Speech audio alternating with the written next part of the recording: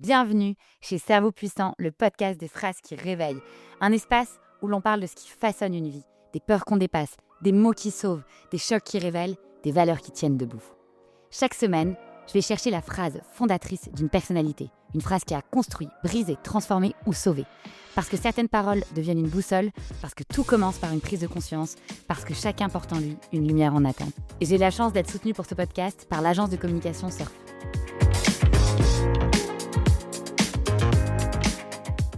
Alix, tu es entrepreneur et créatrice. Il y a plus de 15 ans, tu as fondé M-Stone, une marque indépendante que tu as construite dans la durée, avec une identité très affirmée, une vraie liberté et une exigence constante. M-Stone a toujours été un projet profondément personnel. Une marque nourrie par ton regard, ton rapport à la matière, à la création, au rythme des saisons, mais aussi par tes expériences de vie, tes voyages et ton immense ouverture au monde.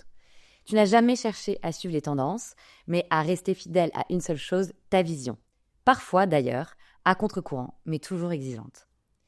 Ton parcours est aussi extrêmement marqué par l'international, et tu vas nous en parler. Tu as vécu à l'étranger, évolué dans différents environnements culturels, ce qui a façonné ta manière de travailler, de créer et de penser la réussite. Cette ouverture t'a donné un rapport plus souple au temps, à l'effort et à l'équilibre de vie.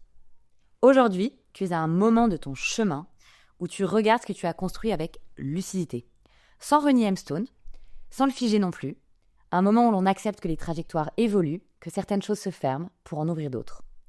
Dans Cerveau Puissant, j'avais envie de t'inviter pour parler de ces 15 années, de ce qu'elles t'ont réellement appris, sur la créativité, l'effort, la résilience et sur l'art de dire non. Bienvenue chez Cerveau Puissant. Waouh! Merci Claire pour cette présentation très dense et très riche. Merci beaucoup. À ton image.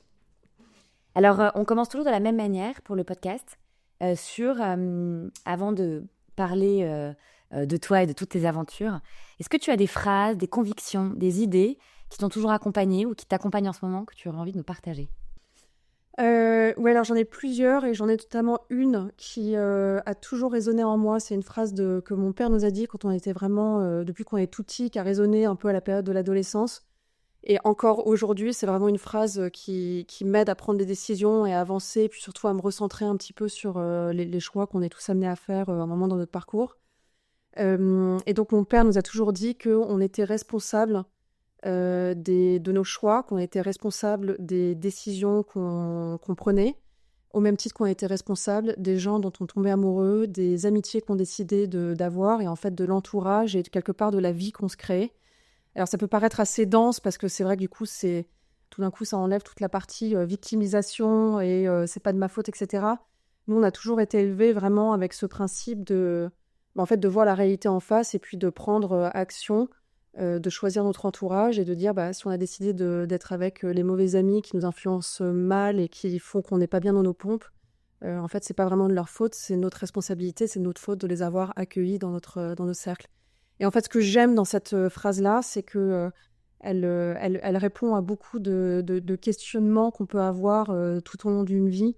Un moment avec des amitiés, avec une relation sentimentale, avec un job, avec des choix et des décisions. Donc ça m'accompagne vraiment depuis, je pense, une bonne trentaine d'années. En fait, on attire à nous ce en quoi on croit. Ouais, exactement. Et l'estime aussi qu'on a de nous-mêmes. Exactement.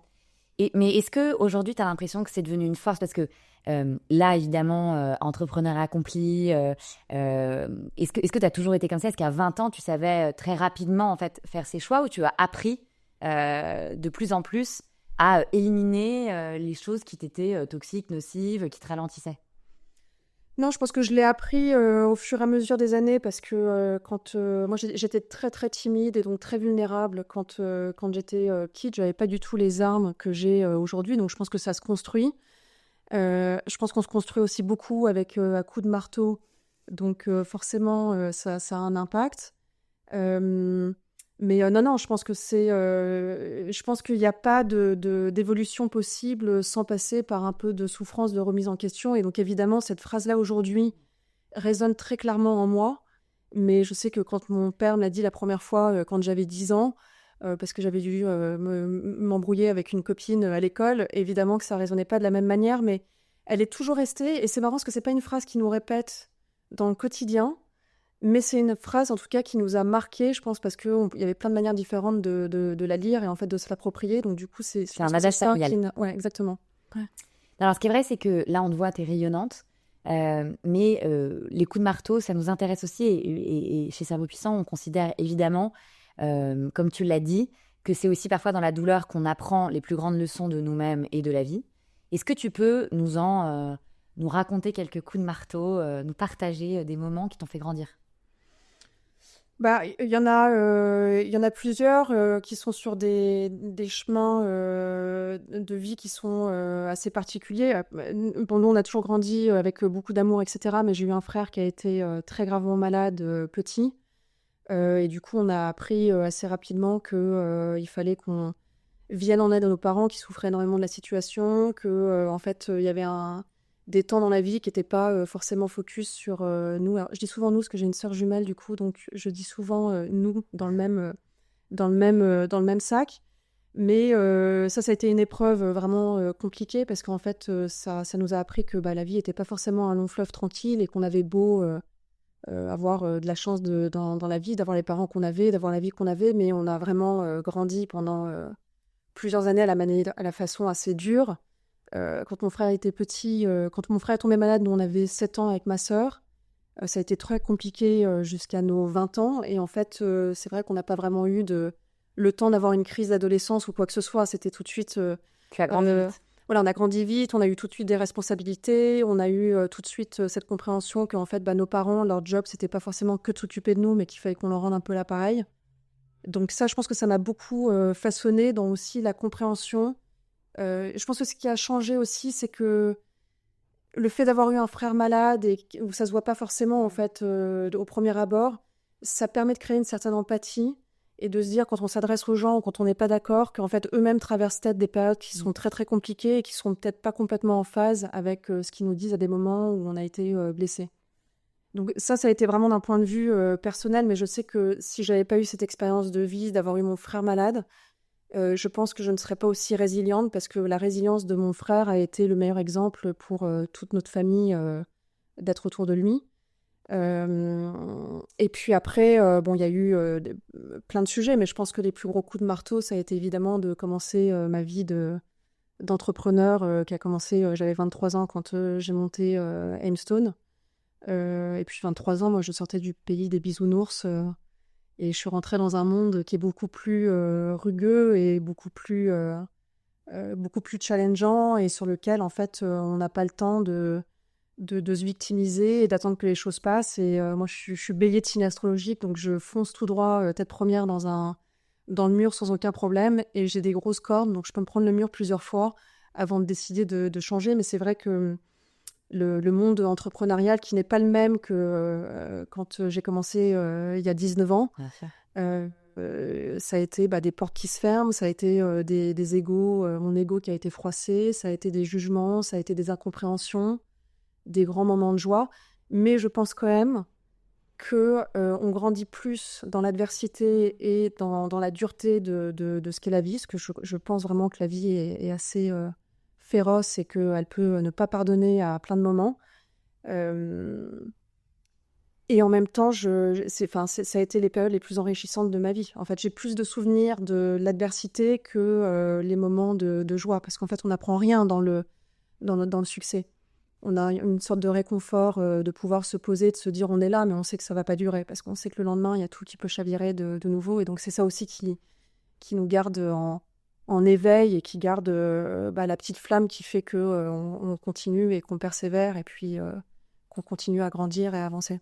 Oui, en fait, ce qui définit vraiment un entrepreneur, c'est le fait de s'adapter à sortir de la zone de confort de manière perpétuelle. Ça, c'est une réalité qu'on oublie souvent, en fait. Complètement. Les gens voient les succès ou, je sais pas, l'algorithme ou une collection ou, voilà, une campagne à un moment. Mais en fait, déjà, pour en arriver là, il y a énormément d'échecs et on se rend pas forcément compte de tout ce que ça représente. Et comme quand tu es entrepreneur, tu es ta propre image de marque, on raconte pas, enfin maintenant c'est peut-être un peu plus vrai avec le contexte, tu as raison, mais il y a des années, on ne racontait pas les soucis financiers, les soucis de salariés, de recrutement, d'association. Est-ce que tu as envie de nous partager des choses qui t'ont blessé sur ce sujet? Juste sur ce que tu dis, d'ailleurs, le mot entrepreneur, c'est un mot qui est arrivé très, très récemment C'est vrai? dans les En conversations. France?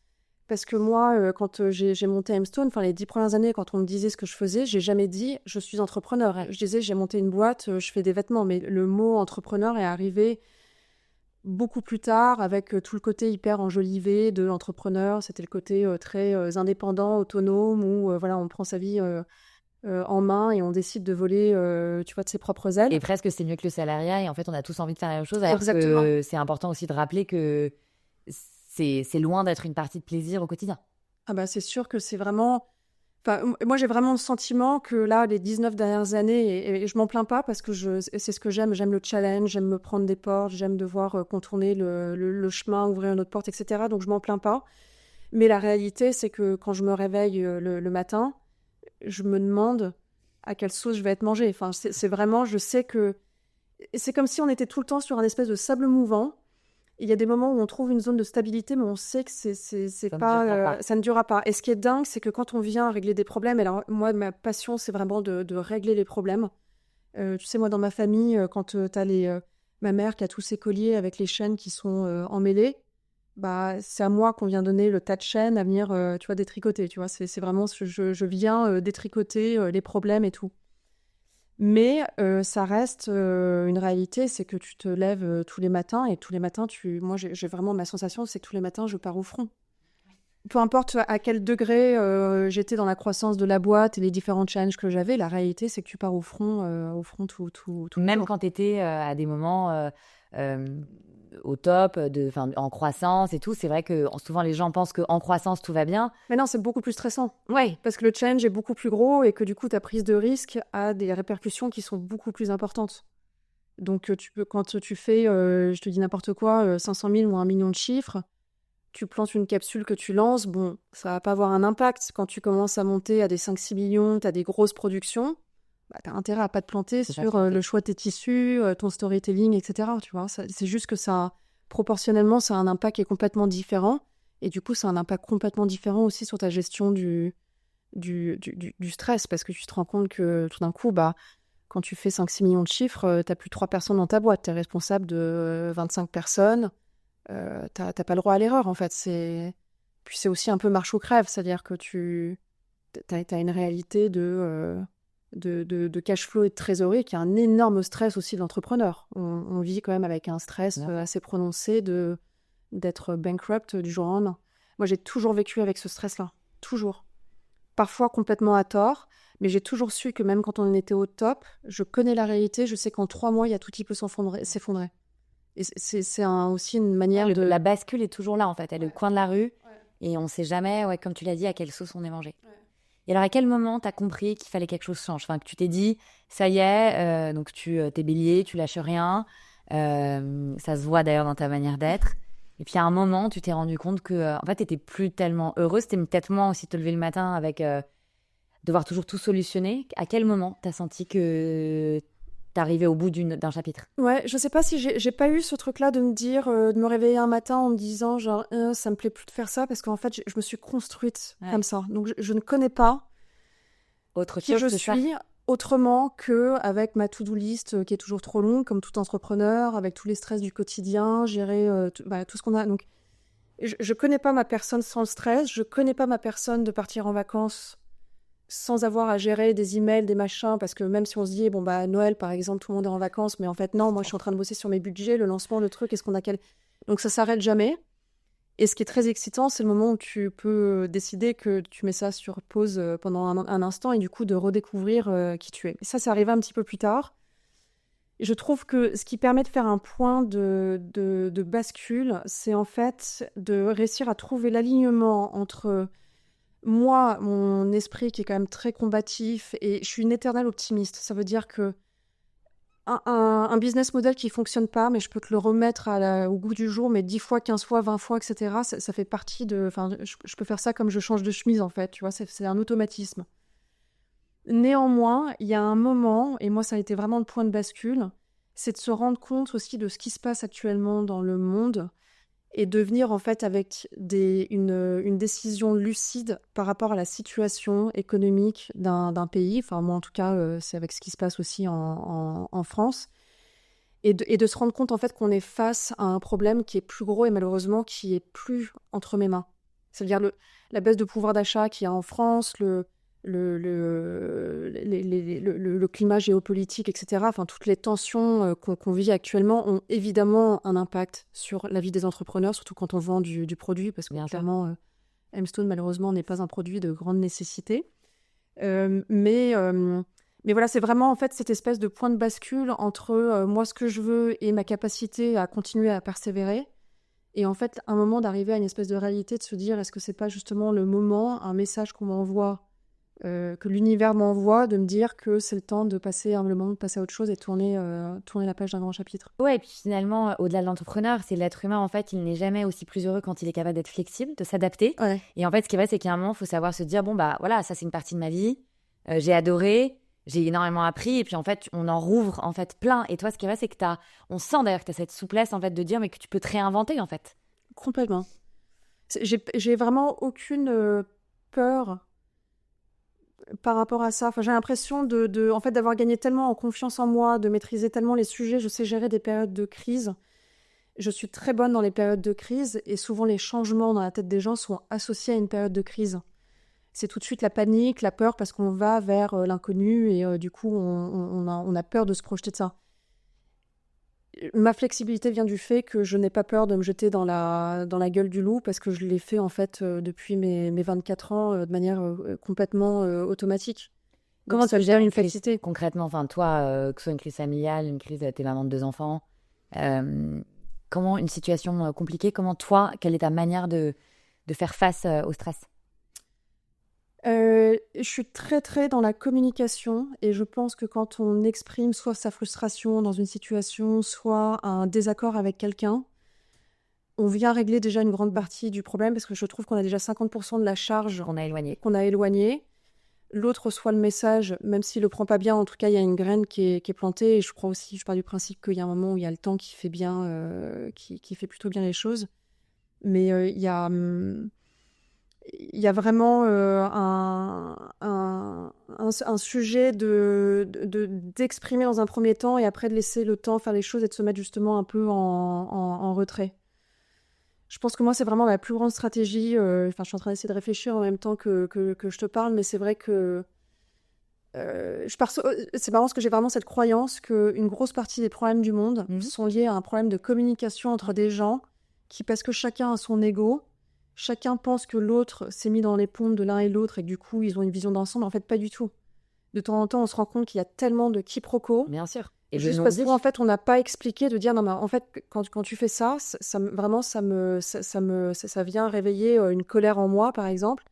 En fait, tant qu'elle n'est pas exprimée, l'autre ne peut pas agir et on a tendance à en vouloir aux autres sans savoir ce que eux nous font du mal. En fait, Bien tant sûr. qu'on l'a pas exprimé, l'autre ne peut pas deviner que en appuyant sur ce bouton-là, tu me... Bien sûr.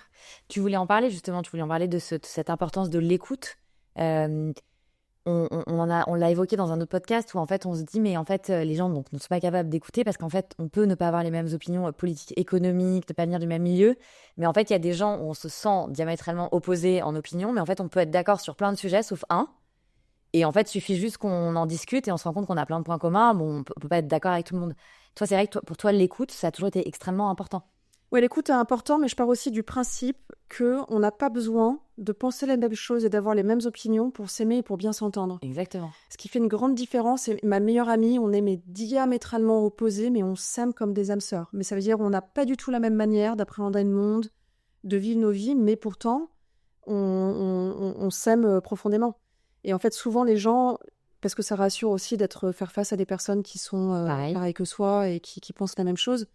Et c'est pour ça aussi que je pense que j'aime tant l'étranger et la mixité culturelle, c'est que j'adore ce déracinement, d'être dans un endroit qui, à premier abord, en fait, ne me ressemble pas, ou être avec des gens qui ne me ressemblent pas, mais en fait, trouver en eux cette petite chose qui va, moi, me faire évoluer parce que je ne l'ai pas, moi, en moi. Tu vois ce que je veux dire? Et pour moi, c'est vraiment des différences entre les gens qu'on grandit et en fait qu'on qu'on se développe nous-mêmes, qu'on développe notre psychisme, qu'on développe une meilleure appréhension, une meilleure écoute à l'autre.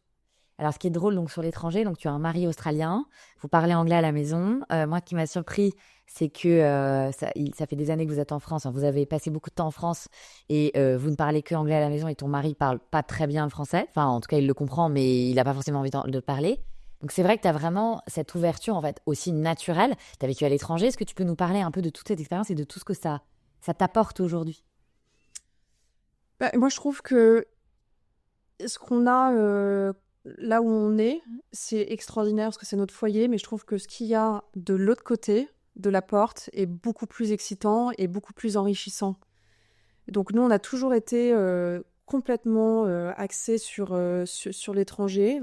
Bizarrement, mes parents aussi, en fait. Donc ça vient aussi quand même, je pense qu'on a un peu ça en nous.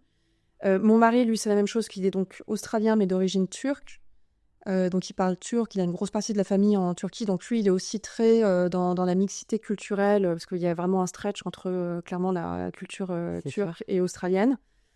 Euh, et je me suis toujours sentie bien avec des gens qui sont différents, qui pensent différemment. J'adore ne pas parler ma langue à la maison, juste parce que je suis du coup tout le temps dans un effort supplémentaire de ma personne, et du coup je dois prendre plus de temps pour trouver les bons mots, pour essayer de progresser, pour me faire comprendre dans une langue qui n'est pas la mienne. Bon, même si je suis complètement bilingue, c'est pas vraiment le sujet, mais c'est quand même un effort supplémentaire, surtout quand tu rentres d'une Évidemment. journée, que tu es T'es éclaté, de y fatigué. avoir géré tout. Et en fait, j'adore parce que du coup, ça me met dans un espèce de travail permanent avec moi-même. Et c'est pour ça que j'adore vivre à l'étranger, parce que quand tu vis à l'étranger, tu n'es pas chez toi. Et donc, du coup, tu es beaucoup plus challengé sur la manière dont tu t'adresses aux gens, sur la manière dont tu te présentes, sur plein de sujets, en fait. Tu étais en perpétuelle adaptation, redécouverte, et puis tu essaies de t'adapter dans une culture avec des gens qui peuvent être d'une religion différente, qui peuvent être d'origine complètement différente. Et ça, je trouve que c'est absolument fascinant. Et à nouveau, on attire à nous ce en quoi on croit. Donc en fait, tu as ce mari, vous parlez d'autres langues parce que c'est ce dont toi tu as besoin et c'est ce que tu as visualisé et ce qui te rend heureuse et qui fait évidemment tes forces. Ouais. Alors, tu l'as dit tout à l'heure, tu as une sœur jumelle. Est-ce que ta sœur jumelle est exactement comme toi sur les caractéristiques que tu nous as décrites ou pas du tout, vous êtes différentes? Alors, la base est vraiment la même. C'est-à-dire, on a vraiment les mêmes principes de vie, mais on a deux manières assez différentes de vivre nos vies. On a quand même deux personnalités très, très différentes. De toute façon, nos parents nous ont toujours tout fait pour vraiment nous dissocier. Et moi, j'ai toujours été très artistique. J'ai toujours beaucoup peint, dessiné. Ma sœur est, elle, beaucoup plus cérébrale. Tu vois, elle était au planning stratégique dans la pub. Elle a fait des études de sociologie. Enfin, tu vois, elle est très, très réfléchie, très posée. Elle est aussi évidemment très artiste, mais nos parents nous ont laissé vraiment prendre deux voies complètement différentes. Mais après, on a quand même un parcours qui se ressemble beaucoup. Bon, déjà, ma sœur a habité pendant 15 ans aux États-Unis, son mari est américain, ses enfants sont du coup aussi bilingues. On est toutes les deux entrepreneurs, on est toutes les deux aussi hyper, tu vois, artistes. Donc, Il y a beaucoup de points communs. il y a beaucoup de points communs, mais il y a quand même une manière de gérer les choses du quotidien qui seront assez différentes. On n'a pas la même sensibilité forcément aux choses et aux gens.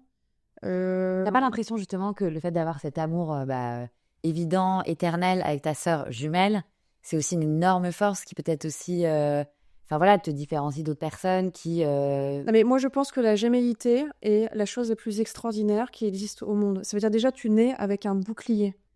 Parce que tu sais, il y a plein de gens, moi, au cours de ma vie, qui me disaient, mais je me sens hyper seule, etc. Et en fait, moi, c'est un sentiment que j'ai jamais eu, en fait, de me sentir seule, parce que j'ai jamais, enfin, je suis seule physiquement, je peux partir, tu vois, Ouais. complètement seule, je peux aller dîner seule avec moi-même sans aucun problème. Mais je sais que j'ai mon bouclier qui est à côté. Et surtout, d'avoir une sœur jumelle, c'est quelque chose qui est assez extraordinaire aussi dans la quête d'avancer et de progresser dans sa vie. C'est qu'en fait, c'est le miroir de moi-même qui me connaît profondément. Je sais que tout ce qu'elle va me dire ne sera jamais pour me heurter, pour me jalouser. Donc, il y a une espèce de confiance de pouvoir se livrer. Et en même temps, c'est la seule personne qui va être capable de me dire mes vérités sans que je lui retourne la table sur la tête. Non, mais tu vois, c'est quand même assez Vous avez particulier un quand tu y pouvoir penses. l'une sur l'autre et l'une et l'autre ensemble qui est incroyable. Ouais. Donc je peux lui demander, déjà lui poser des questions très très embarrassantes que personne n'ose poser. Donc on a, si tu veux, un degré de communication et d'échange qui nous permet d'évoluer vraiment sur des sujets.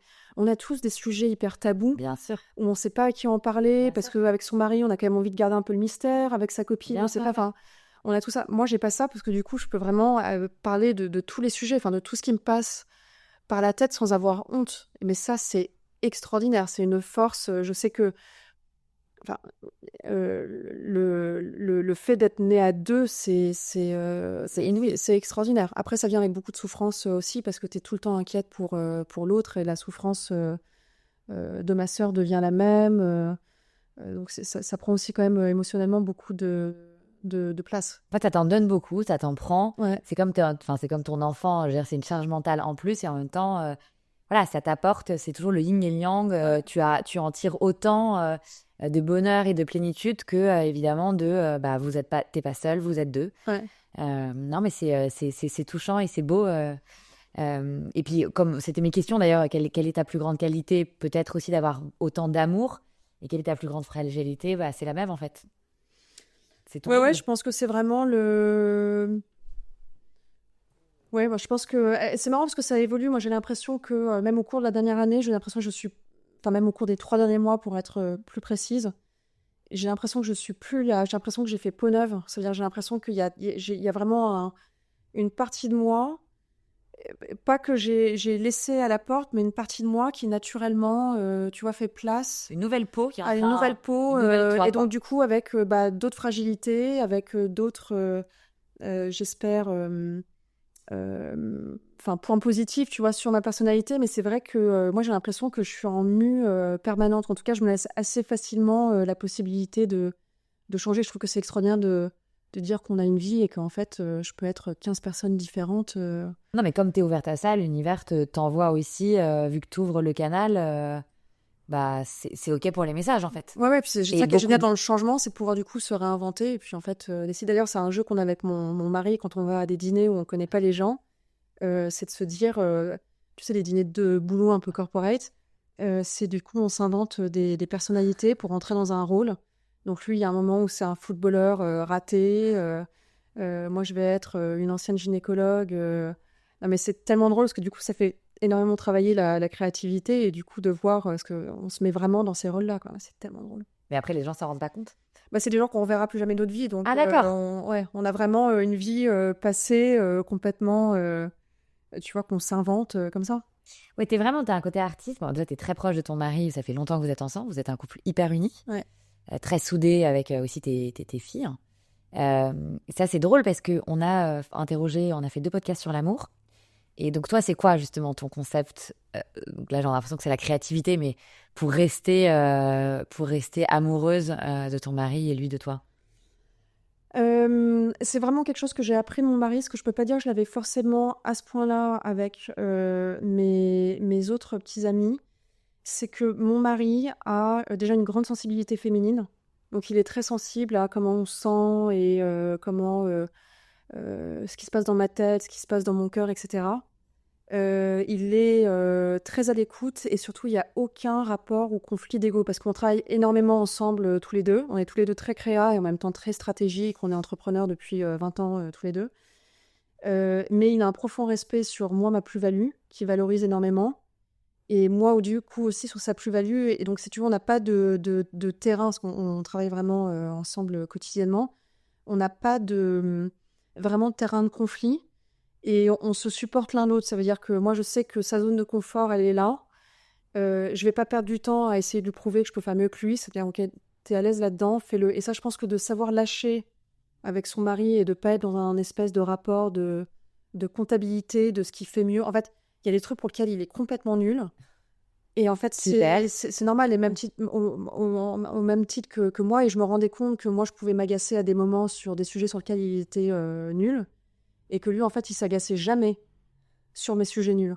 C'était vraiment, il essayait plutôt de me mettre dans une zone de confort pour m'accompagner, etc. Et ça, c'est extraordinaire. J'ai jamais eu ça avant avec mes autres petits copains. Et lui, il a vraiment cette espèce de générosité humaine, mais parce qu'il est aussi il est dans une quête permanente de de persévérer, d'être bien dans ses pompes. Donc il y a cette espèce d'énergie aussi très dynamisante qu'on a dans notre couple parce qu'on regarde dans la même direction de manière un peu différente parce qu'on n'a pas la même sensibilité sur les choses. Mais on avance vraiment côte à côte, ce qui est assez extraordinaire. C'est génial. Selon toi, qu'est-ce qui met le plus les êtres humains en difficulté? Le regard des autres. Regard des autres, écouter ce que les autres disent, poser trop de questions, demander trop d'avis. C'est le plus grand frein à la quête personnelle de son propre chemin. C'est vraiment...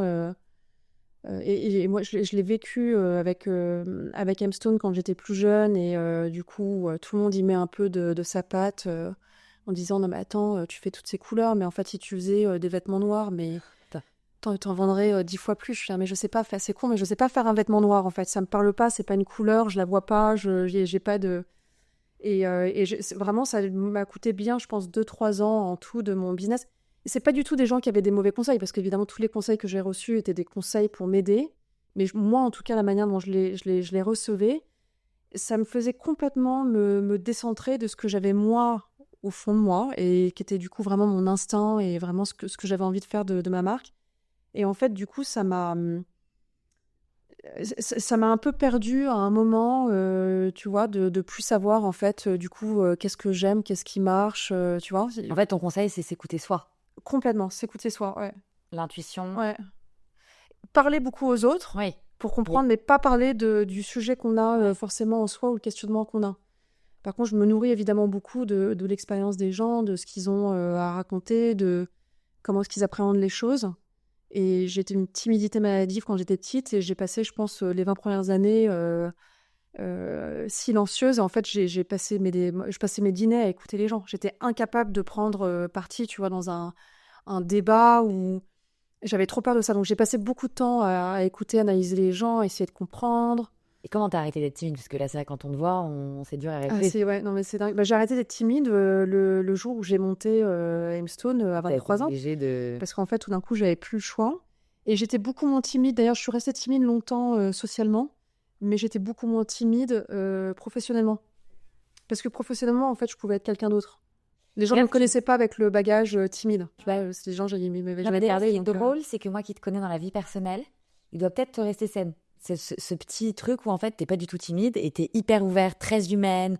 Enfin là, on le ressent dans tout notre discussion ouverte, tolérante. Et parfois, peut-être que justement, ta timidité, on pourrait te croire, comme souvent d'ailleurs les gens très intelligents, mais tu vois, un peu hautaine, un peu... Non, mais je mais sais. en fait, c'est ta timidité qui fait ça. Parce qu'en fait, dès que tu t'ouvres, t'es un vrai soleil. Ouais. Non, mais je peux être... parce que quand je suis timide, j'ai envie de disparaître. Donc, du coup, quand tu as envie de disparaître, tu t'es évidemment plus fermé, tu vois, de tout, même de visage, etc. Mais c'est juste qu'il y a des moments où je préfère juste la fermer parce que j'ai rien à dire qui va venir apporter quelque chose. Et ce bruit, moi, ça me fatigue. Tu sais, je suis très introvertie. Donc, le monde social peut vraiment m'épuiser, tu vois, me vider de mon énergie. Je suis nulle pour les small talk. Un dîner ou un apéro avec, tu vois, sur les trucs qu'on voit, qu'on a beaucoup avec nos métiers d'entrepreneurs. Je choisis ce où je vais parce que ça me vide de mon énergie. Enfin, ça m'apporte rien, tu vois, ça me... Alors justement, qu'est-ce que tu fais quand tu doutes encore aujourd'hui, même si là, on sait que tu es très heureuse. C'est quoi ta technique pour... Quand je doute, alors j'essaie de définir si c'est un doute qui est lié à mon ego ou si c'est un doute parce qu'il y a une prise de risque, ce qui est très différent. Si c'est un doute lié à mon ego, bon, bah, c'est assez facile de mettre le doigt dessus, donc je le sais, je me dis, attends, on met ça de côté, et est-ce que tu as vraiment envie de le faire? On y va. Si c'est un doute que j'ai qui est lié à une grosse prise de décision, je dors déjà avant de prendre une décision. Je fais du sport, voilà, j'ai un rythme assez particulier, on va dire, là-dessus. Non, mais je trouve beaucoup de réponses à mes questionnements et j'arrive à résoudre beaucoup de problèmes en dormant. Donc je me couche très tôt, je me lève aussi très tôt, mais je me couche très tôt. Mais le sommeil pour moi, c'est vraiment un point d'ancrage de trouver des solutions. On prend des meilleures décisions quand on a dormi. Ah oui, c'est sûr. Bah, de toute façon, il y a des règles. On ne prend jamais de décision après une gueule de bois C'est ça. ou après avoir fait une insomnie. On aime en 24 heures quand quelque chose nous brusque. Ouais. Parce que souvent, la colère, en fait, nous fait pas forcément toujours prendre le bon positionnement. Ouais. On ne demande pas l'avis aux autres, parce qu'on va le trouver toute seule. Ouais. Ouais, exactement. T'en as d'autres? On pourrait faire un petit manuel. Non, et puis surtout, on s'écoute. On a quand même un corps qu'on oublie beaucoup dans nos vies, mais on a quand même un corps qui est très, très intelligent. Et je sais pas, je suis sûre que tu l'as déjà eu, mais quand tu sais que tu es en train de prendre une décision qui sent pas bon, bah, en général, tu le sens. Et là, c'est le moment où il est temps d'un peu rétropédaler. Mais après, je veux dire, je suis comme tout le monde. J'ai fait des tonnes d'erreurs. J'ai pris des décisions qui n'étaient pas les bonnes. Ça fait partie de la vie et c'est ce qui fait aussi, tu vois, qui donne un petit peu la texture de ce qu'on fait de nos métiers. Mais j'ai fait des erreurs toute ma vie. J'en fais encore quotidiennement, tu vois, de prendre des mots. Tu sais, un truc sur lequel je suis nulle pour prendre une décision, mais c'est genre lunaire. D'ailleurs, ma sœur me dit à chaque fois, non mais... j'ai un sens de l'orientation, mais catastrophique. Comme mon mari. Et donc, littéralement, si je suis dans la rue avec ma sœur et qu'on va quelque part et qu'elle me dit « Attends, mais c'est où le restaurant ?» Je lui dis « Mais Caro, c'est là-bas et on tourne à gauche. » Elle me dit « Ok, donc demi-tour, c'est là-bas et on tourne à droite. » Mais c'est vraiment hallucinant. Je suis incapable tu vois, mais c'est toujours des mauvaises décisions. Du coup, ça crée un stress. Ouais. Parce que je suis persuadée dans ma tête que j'ai compris, je sais où je vais, et en fait, à chaque fois, je me plante. Non, mais on peut pas avoir toute égalité. Hein. Non, mais il y a des instincts qu'il ne faut pas suivre. Ouais, voilà, là, ce parti-là de l'instinct... Moi, j'ai un raison là-dedans, mais je ne te l'explique pas. C'est-à-dire que c'est juste, j'ai une capacité de me géolocaliser, et mon mari, c'est pareil que toi. Et en fait, dès qu'il dit un truc, je dis, mais c'est sûrement pas là où on va prendre. Et je suis... Mais c'est devenu une blague entre nous. Ça veut dire que... Bien sûr. Donc, écoute, chacun ses forces et chacun ses qualités. Aujourd'hui, donc, toi, tu es une éternelle optimiste. Tu nous as quand même dit, donc, tu as pris une décision d'arrêter M-Stone en France. Vous êtes actuellement parti à l'étranger, vous n'êtes plus en France. Quelle est ta vision du monde optimiste des prochaines années? Tu nous as dit que tu étais une éternelle optimiste. Tu vas alors, ça, c'est dur parce que c'est marrant d'ailleurs ce que tu dis, parce que je suis en effet une éternelle optimiste, mais je suis très pessimiste sur la situation du monde. J'ai vraiment beaucoup pour plein de raisons, hein, toutes les crises géopolitiques, bien sûr, mais les réseaux sociaux, pour moi, c'est vraiment catastrophique pour les générations à venir. Je travaille beaucoup avec l'intelligence artificielle, mais je comprends aussi les méfaits et les dangers de l'intelligence artificielle. Le point optimiste là-dedans, et qui est d'ailleurs sûrement une des choses qui m'aide à prendre les décisions, c'est que en fait, notre bonheur et notre liberté, aujourd'hui, je pense qu'elle est très individuelle. Et ce qui, moi, me rend heureuse aujourd'hui est très personnel avec mes choix de vie. Et qu'il faut vraiment, en fait, je pense aujourd'hui, on a été dans un monde où on veut tout lisser, on veut que tout le monde fonctionne en communauté, etc. Je pense malheureusement qu'aujourd'hui, il faut être assez centré sur quel est son bonheur pour soi, penser à ça avant de pouvoir aider et partager. Ouais, exactement. Donc voilà, mais sur le monde, dans la collectivité, je pense que là, on est arrivé à un point un peu compliqué. Je pense qu'il y a des gros changements qu'on a besoin d'opérer. Bien sûr. Après, je pense aussi que les gens ont besoin de se retrouver un peu. Je pense qu'on est complètement se retrouver pour s'aimer sur nos téléphones. Tu vois, les gens sont plus là. Tu regardes dans le métro, il y a plus de conversation, les gens se parlent plus. On a parlé juste avant de l'importance de communiquer. Et ça, je pense que c'est vraiment le gros fardeau de notre génération. Et que du coup, c'est très très compliqué d'avoir des... De toute façon, on le voit tous.